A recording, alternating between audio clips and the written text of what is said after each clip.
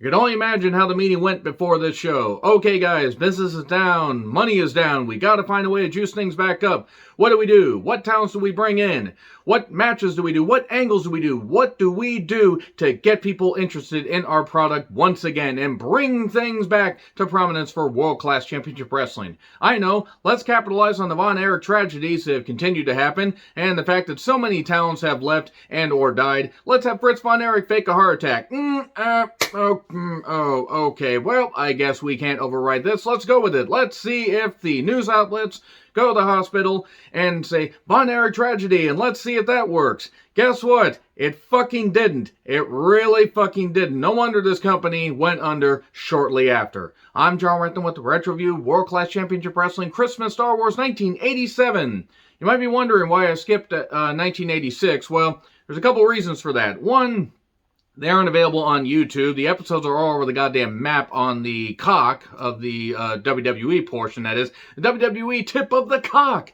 But anyway, I decided just to skip ahead to 1987 because that way I could just see what it was like in the dying days of World Class. Now, I'm not saying that there weren't good talents and there weren't some good feuds in 88. I'm sure there were. What little select, matches and episodes I've seen, there was some pretty good interest.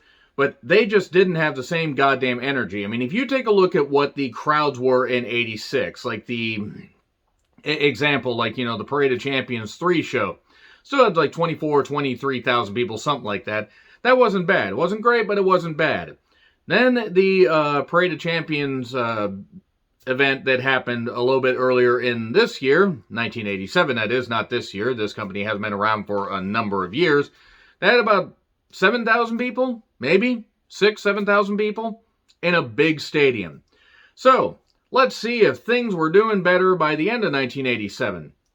2,600 people in Reunion Arena, 21,000 seat capacity. That's not good. That's not good at all. That is really dire. That is really goddamn dire. It is a wonder that World Class rose to such prominence and fell so goddamn fast. Yes, there were a variety of, reasons as to why this happened, a number of factors.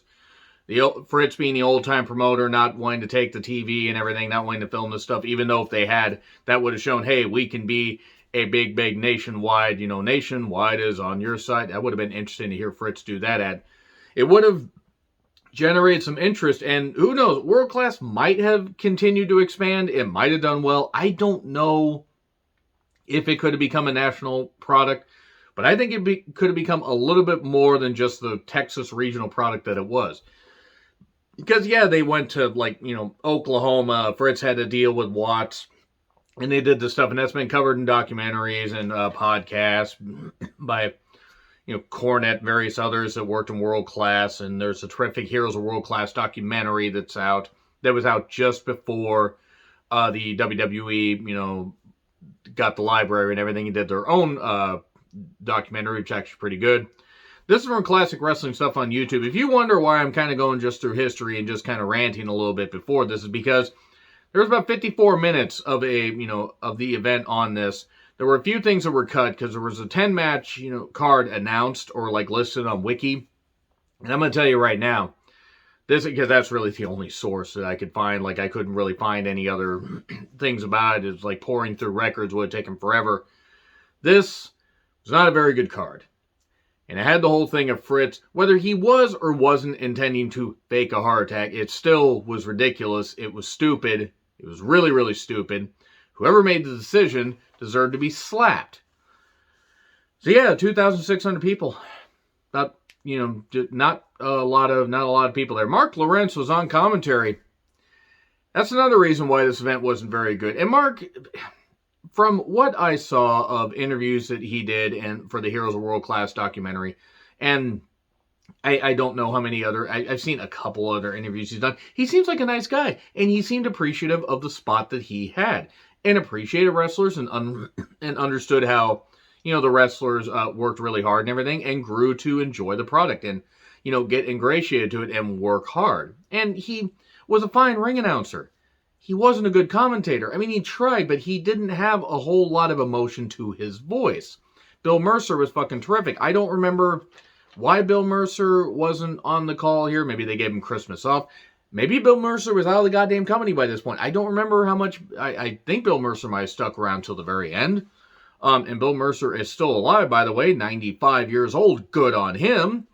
I mean that because that's really fucking terrific. And that man's got. Could you imagine if somebody, like Dark Side of the Ring, or like, somebody could do like a documentary, like Vice, or like they got the world class people to do just a documentary on world class, or just sit down and talk to Bill Mercer for like 30, 40 minutes. Find out about his history and stuff like that. I'd love to fucking see that. Would you guys love to fucking see that? Let me know.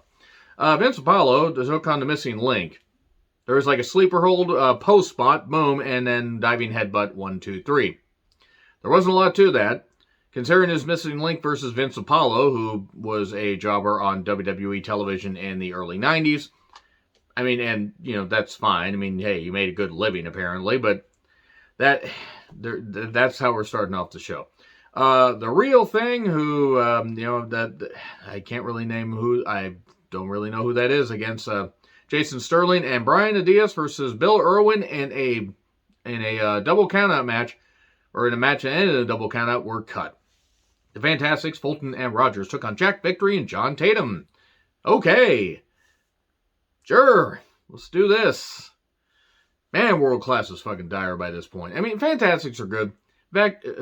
Victory and Tatum, they were fine as a tag team. Tatum really wasn't like the best singles guy. I mean, at least from what I saw. Typical heel work. Fulton's shoulder got targeted. This took a while. In fact, this ate up a lot of the 54 minutes. Rogers got tossed to the floor, but the referee didn't see. And then we get a trip, and the heels, one of the heels rolled the other on top. 1, 2, 3. The heels won until Bronco Lubitsch came down in the quickest way possible. And I mean that with respect, because Bronco could not move much by that point, and said, hey, they cheated. Oh, okay, I believe you, Bronco. Hey, decision reversed. Cool. Yay. The measly crowd there actually cheered. 24-man pole battle royal. I did not write down everybody that was involved in this. There was some guy in leopard print tights, and I don't understand what the fuck that was. Fantastics. Percival Pringle was there. Matt Bourne, who was also there. He was one of the champions there. I believe he was the Texas champion. I think. And Steve Simpson, and Kerry Von Erich and various others or whatever. This is shortly after Kerry Von Erich had come back, I believe at the Cotton Bowl extravaganza, where he had like an exhibition and stuff like that, and that was kind of his way to ingratiate back into this. And who can grip the pole tight enough to win? There was keys to a car up there, by the way, in case you're wondering why this is a pole match and why this fucking matters. Kerry won the keys to the Corvette. Man, I hope there's just one pedal there, because otherwise, if he needed 2 feet to operate the pedals, oh. So yeah, he does a plug for the plug promo for the dealership, and the guy who owns the dealership was there. This ate up a lot of television time. Then we get a promo from Gordy Roberts and Iceman King Parsons, the new Freebirds. Why they decided to make Parsons a heel, I don't know. He wasn't bad as a heel. We find out later. A guy named Jeff Rates and Tony Falk, that was cut. Matt Bourne versus the Iron Sheik in 1987 was cut. Oh boy. Oh yeah, and Eric Embry versus Sean Simpson for the Light Heavyweight Championship was cut. I mean, even if you would include a couple of those matches, I don't think it really would have been that long. Kevin Von Erich, that is, Chris Adams and Steve Simpson, versus the Freebirds, and that was Parsons, Gordy, and Roberts. Steel cage match, vacant 6-man tag team championships. First of 2 cage matches. I mean, at least pace picked up. It was never dull when these guys were involved, I will say that much.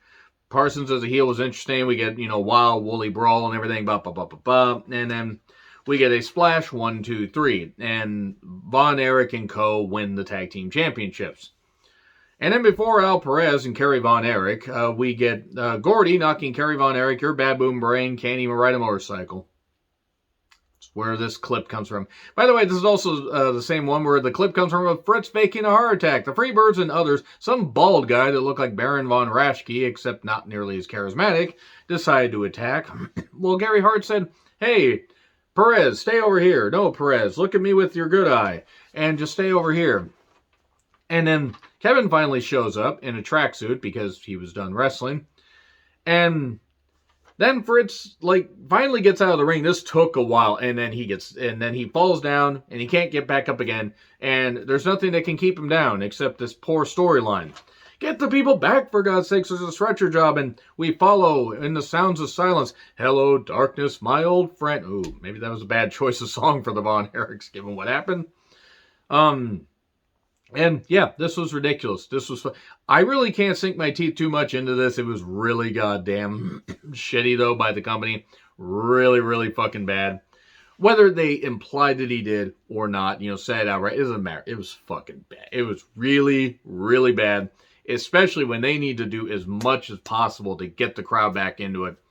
World Class was stumbling. They were stumbling more. They stumbled and they crashed like Kerry back in 1986. And then Kerry said, I'd rather die than let you fans down. God, boy, those words hurt now, don't they? Al Perez took on Kerry Von Erich for the American Heavyweight Championship in a steel cage match. Gary Hart was handcuffed to the ropes. With handcuffs that had so much of a slack or whatever, it was like this. It was like wall to wall. Seriously, that was more chain than you would have seen in some Texas towns even in the 1980s. I'm sorry to everybody in Texas, all 5 of you that happen to be watching this. With the iron claw and Perez is hanging over. No, I don't want to fall. And then we get a ref bump, and we get the cuff clothesline. 1, 2, 3.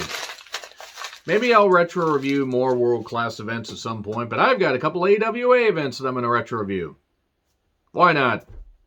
Fritz faking a fucking heart attack. No wonder this company was out of business. People say Super Clash 3 was part of the reason. Super Clash 3 put everybody out of business because Super Clash 3 fucking sucked. Check out my retro reviews of all the Super Clash events. Yes, I retro reviewed them. Somehow, not losing my mind. What's left? Anyway, agree, disagree, what I said, like, share, subscribe, Twitter handle in the description. I'm John Retlin. I'll see you soon.